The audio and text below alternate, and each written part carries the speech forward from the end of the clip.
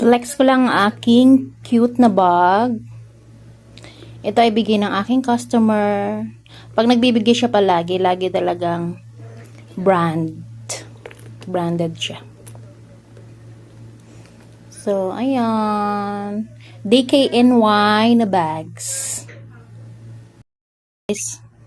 Ayan guys, ito yung loob ng bag. Yan.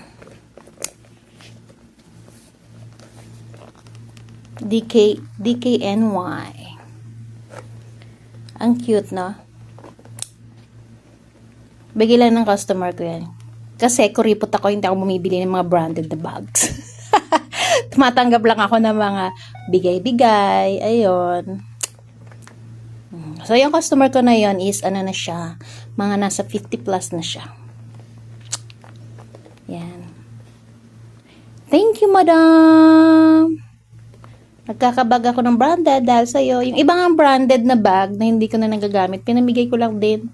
Kasi ako yung taong, tawag doon, pag, may favorite lang din ako. Kaya hindi ako pwedeng bumili ng marami. Dapat, pa isa-isa lang, dalawa. Yun lang. So, yan na nga yung gamit ko dyan na bag nung gumala kami sa Boulevard Flower. So, maliit nga lang siya. Kung maliit ang phone mo, pwede mo na rin mailagay. Kasi yung phone ko, hindi ko na ilagay dyan. Kasi yung phone ko is medyo mahaba, na medyo malapad. Kaya, hindi siya nagkasya.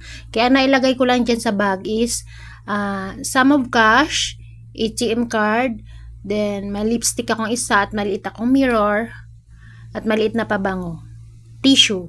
Yan, yun lang yung nalagay ko sa bag na dyan. Kasi maliit lang talaga siya. Pero ang cute niya. Thank you!